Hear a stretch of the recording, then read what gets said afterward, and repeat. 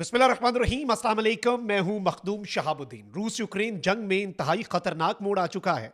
Vladimir Putin के right hand और रूस की फौज के अहम तरीन जर्नैल को टारगेट करके मार दिया गया है। यह रूस यूक्रेन जंग का अब तक का सबसे हाई वैल्यू टारगेट है और अब यूं लग रहा है कि यह जंग एक इंतहाई खतरनाक लेकिन फैसलाकुन मरहले में दाखिल हो चुकी है।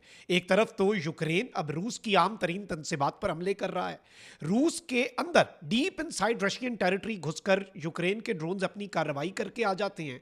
रूस के एयर बेसेस महफूज नहीं है, रूस के जर्नैल महफूज नहीं है। तो वहीं दूसरी जानिब रूस जो है उसने भी यूक्रेन पर खौफनाक मिसाइल चलाने शुरू कर दिए हैं और जो एडवांसमेंट्स हैं यानी कि जो ग्राउंड पर सोल्जर्स हैं, जो ट्रूप्स हैं, उन्होंने इस वक्त यूक्रेन के मुतअद्दिद इलाकों पर कब्जे शुरू कर दिए हैं। और यूं लग रहा है कि रूस का ये जवाब है, व्लादिमीर पुतिन का जवाब जो है वो एक बफर जोन बनाने की अंदाज में सामने आ रहा है कि यूक्रेन के इलाकों पर कब्जा करो, तनसीबात को कीव शहर के अंदर, खारकीव और दीगर जगहों पर तबाह करना भी ज़रूरी है। लेकिन व्लादिमीर पुतिन की अब सोच यह है कि ज़्यादा से ज़्यादा यूक्रेन के इलाकों पर कब्जा किया जाए।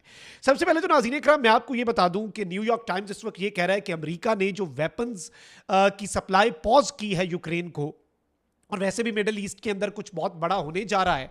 आप यही देख लें कि अमरीकी सेक्रेटरी ऑफ स्टेट जो हैं, वजीर खारजा, उन्होंने अपने कुछ दौरे मुलतवी किए हैं कि मशरिक़ वस्ता में कुछ होने जा रहा है। ईरान ने अपनी एयर स्पेस बंद की है। अमरीका में बिल आ चुका है कि जी B-2 बॉम्बर तैयारे जो हैं वो इसराइल को दे दिए जाएँ ताकि वो खुद ही ईरान के ऊपर स्ट्राइक्स करता रहे।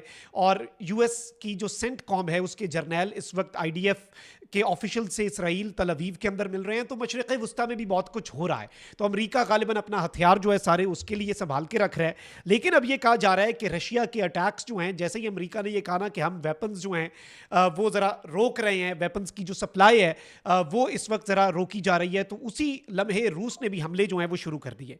लेकिन पहले मैं आपको ये बताऊं कि BBC इस वक्त क्या रिपोर्ट कर रहा है। 2 घंटे पहले की खबर है। Deputy Russian navy chief killed in strike near Ukraine border. Ukraine border के करीब रूस की जो नेवी है उसके जो डेप्टी चीफ हैं उन्हें मार दिया गया है। इसके साथ ही साथ CNN क्या कह रहा है जी। CNN वर्ल्ड की खबर है और ये तकरीबन 1 घंटा पहले की है कि Ukraine kills one of the highest ranking Russian officers of the conflict. यानी इस जंग के अंदर अब तक जो सबसे हाईएस्ट रैंकिंग रशियन ऑफिशियल है उसे यूक्रेन ने मार दिया है, यूक्रेन ने एलिमिनेट कर दिया है। और ये किसी भी जंग के अंदर एक बहुत फैसलाकुन मरहला होता है फौज के मोराल के लिए, क्योंकि रूस के अंदर इस वक्त रिजर्व फोर्सेस की बहुत ज़रूरत है। रूस के अंदर इस वक्त इवन नॉर्थ कोरिया से 30,000 फौजी आया है लड़ने के लिए ये जंग। तो ग्राउंड पर जो सोल्जर्स हैं, फुट सोल्जर्स जो हैं, उनकी इस वक्त बहुत ज्यादा जरूरत है। और ये मोराल के लिए कितना अहम है आप जरा इस चीज को समझें। रूस के अंदर ऑपरेशन स्पाइडर वेब होता है, यूक्रेन घुसकर कार्रवाई करता है। क्रेमिया वाला जो ब्रिज है, क्रेमिया को रशिया ने अनेक्स कर लिया था, उस एरिया पर अपना कंट्रोल संभाल लिया था। क्रेमिया को रूस के साथ मिलाने वाले ब्रिज पे अंडर वाटर सैबोटाज, एक अटैक सबोटाज कर दिया जाता है, उसे तबाह कर दिया जाता है। फिर अभी क्रेमिया के अंदर S-400 मिसाइल डिफेंस सिस्टम की बैटरी को निशाना बनाता है यूक्रेन। रशिया के जो तैयारे हैं, जो फाइटर जेट्स हैं, अभी उन्हें निशाना बनाया गया है। अभी परसों ही 1000 किलोमीटर रशिया के अंदर डीपेस्ट स्ट्राइक जो है, रूस के अंदर तक फ्रंट लाइन से सबसे ज्यादा अंदर तक घुसकर जो कार्रवाई है वो भी यूक्रेन ने की है।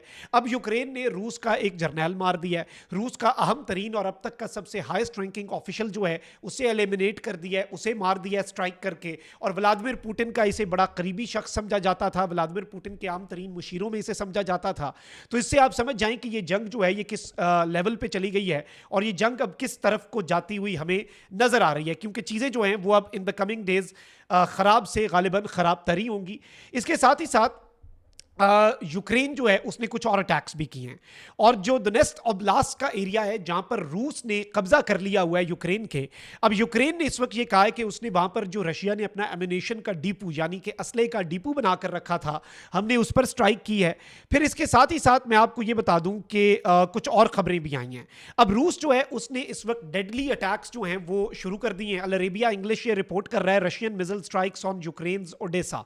यूक्रेन का जो ओडेसा एरिया है वहां पर रशिया ने अपने मिसाइल चला दिए हैं।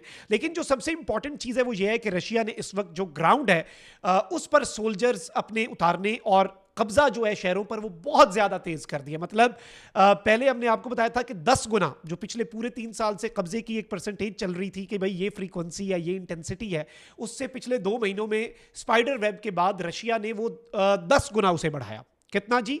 10 टाइम्स। लेकिन अब ये बताया जा रहा है कि तकरीबन रशिया जो है वो उससे भी ज्यादा 10 गुना, मतलब तकरीबन 100 गुना इस वक्त अपने कब्जे की स्पीड बढ़ा चुका है। अल जजीरा कह रहा है Russia says it controls Luhansk region, Russia ने लुहांस्क रीजन का कंट्रोल संभाल लिया है। इसके अलावा नाज़रीन इकराम बताया जा रहा है कि खार्किव के करीब जो टाउन है मेलियोव का टाउन, वहां पर रशियन फौजी जो हैं उन्होंने कंट्रोल संभाला है। और एक वीडियो फुटेज जो है वो रशिया न्यूज़ ने शेयर की है जिसमें रूस के फौजी यूक्रेन के इस इलाके के अंदर इस अहम तरीन शहर खार्किव जो है, ये दूसरा बड़ा शहर है और इसके करीब जो टाउन है वहां तक रशिया पहुंच गया है। और खार्किव के करीब जो टाउन है उस पर इन्होंने रूस के परचम लहरा दिए हैं। और यूं लग रहा है कि रशिया जो है उसने जो अनाउंसमेंट की कि हम पूरे यूक्रेन को भी अनेक्स कर सकते हैं। अब रशिया एक बहुत बड़ा बफर जोन बनाना चाहता है और यूक्रेन के सोल्जर्स जो हैं वहां पर उन एरियाज के अंदर मौजूद हैं, उन्हें कैप्चर किया जा रहा है और यूक्रेन का जो इक्विपमेंट है उसे सीज किया जा रहा है। इसके साथ ही साथ सुमी की जो डायरेक्शन है यूक्रेन की, वहां पर रशियन फोर्सेस जो है उन्होंने यूनेस्कोवा और यबलोनोव्स्का, ये 2 शहर हैं, इनके ऊपर भी कब्जा कर लिया है रशिया न्यूज के मुताबिक। और जो वारिकनो का एरिया है वहां पर इस वक्त लड़ाई जो है वो जारी है शिद्दत के साथ। वहां पर इस वक्त बहुत ज्यादा आप कह सकते हैं कि फाइटिंग ऑन गोइंग है।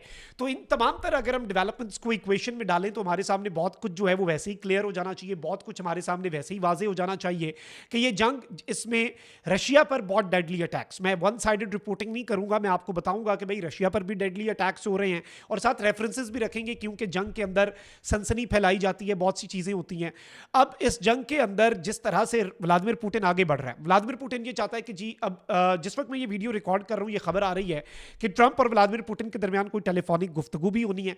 व्लादिमीर पुतिन ये चाहता है कि जी जंग बंदी से पहले जितने एरियाज पर कब्जा कर सकता हूं कर लूं, एक बफर जोन बना दूं ताकि अगर यूक्रेन कल को नेटो का मेंबर बनता भी है तो रशिया के बॉर्डर पे नेटो ना है, बीच में एक बफर जोन हो, मुतनाज़ा इलाका जिस पे रशिया ने कब्जा कर लिया हो, यानी रशिया ने उस इलाके के ऊपर अपना कंट्रोल कर लिया और वो, लेकिन वो यूक्रेन का।